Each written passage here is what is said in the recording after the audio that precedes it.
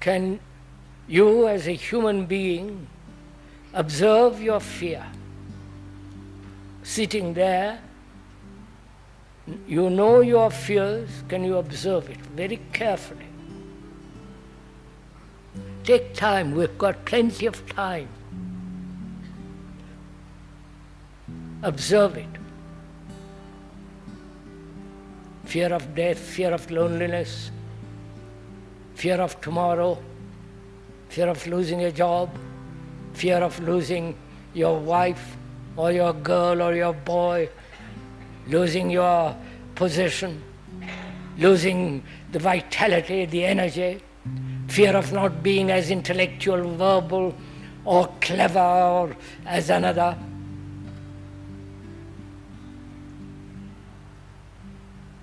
To be aware of it, to observe it.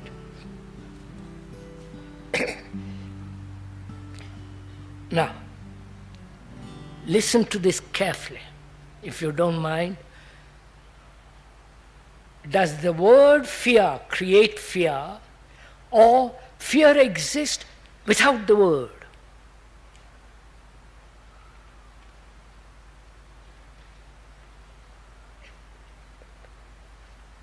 You've understood my question? Does the word fear awaken fear, or without the word, this thing called fear exists? Please, this is very important for you to find out if you are serious about the freedom from fear. Total freedom from fear, psychologically.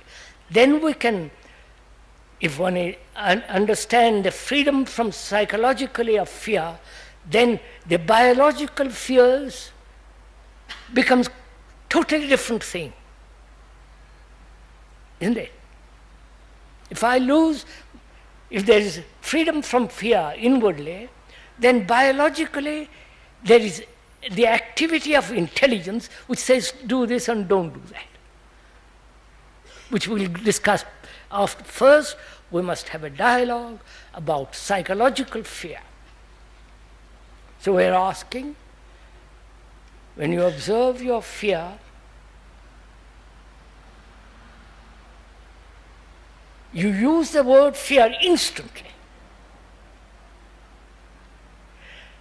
And the word is not the thing. The word tent is not the actual tent. So the word is not the thing. Right? Oh, come on. So, is the word fear the actuality? Or the actuality exists without the word?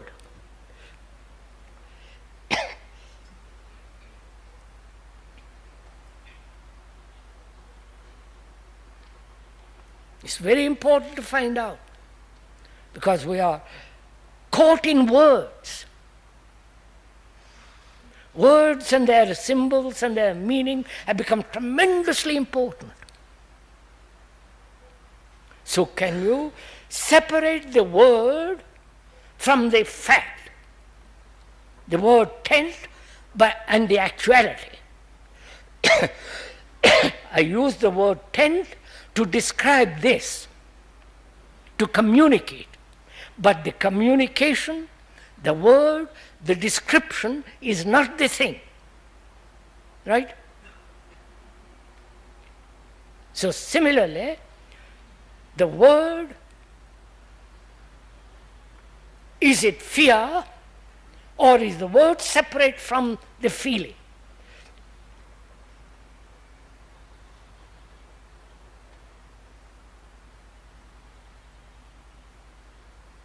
Because it's tremendously important to find out.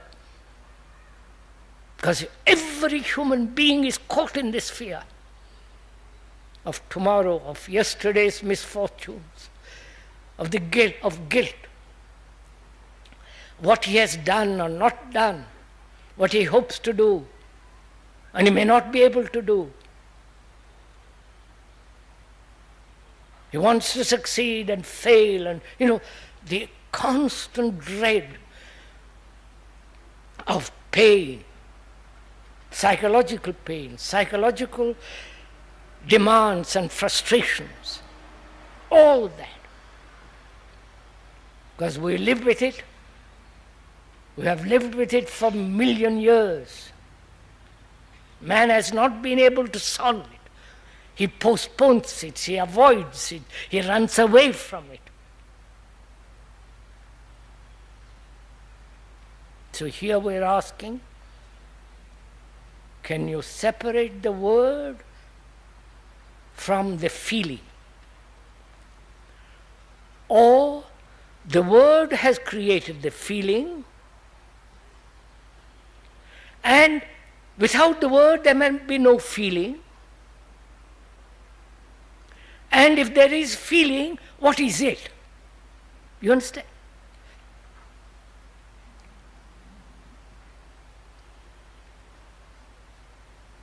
Please do understand this.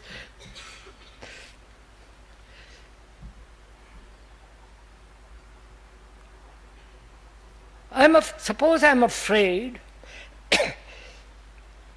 of not being able to talk to an audience, to you, because I have cancer or some other. I haven't got it, don't worry. Or doesn't matter if you worry, I haven't got it. Suppose I have cancer and I'm frustrated because I want to express. If I'm silly enough, want to express. I'm frightened. I lose.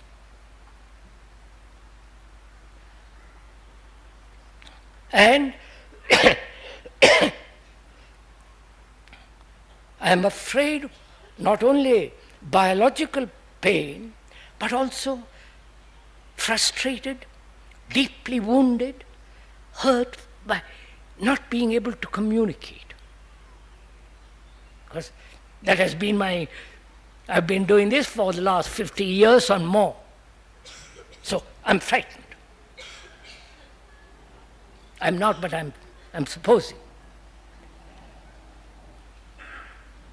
Now, that fear, I'm asking myself, is the word making the fear, or does this feeling exist by itself? If the feeling exists by itself, what is that feeling? The feeling is no tomorrow, you understand? Pain and all the rest of it. So the feeling is sensation, isn't it? Without the word, the feeling is a sensation. But with the word, it becomes fear. I wonder if you capture it. Do you get it? It must be in your blood. I'll repeat it once more, see it.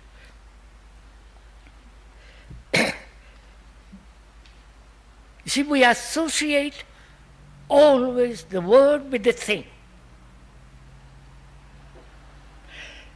Moment you use the word tent, you have a picture of the tent. Small, big, colored, whatever it is. You have a picture of it. Instantly. To separate the word from the fact.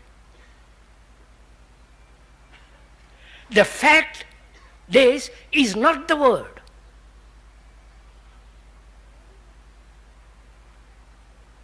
Right? That's simple. Fear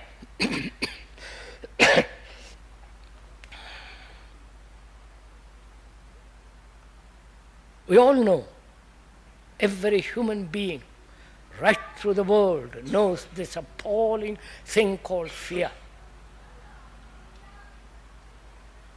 And that has burdened man for a million years. And when you are frightened, you shrink. You become blind. You are paralyzed. You have lost everything. You know that feeling. I'm sure of it. So you have to find out for yourself, not repeat what the speaker is saying, that's no value. Find out for yourself whether the feeling is separate from the word being fear, and find out also if the word is creating this feeling. If there is a separation from the word from the feeling, then you have the feeling. But moment you name that feeling, it becomes fear. And when you don't name it, it's a sensation, right?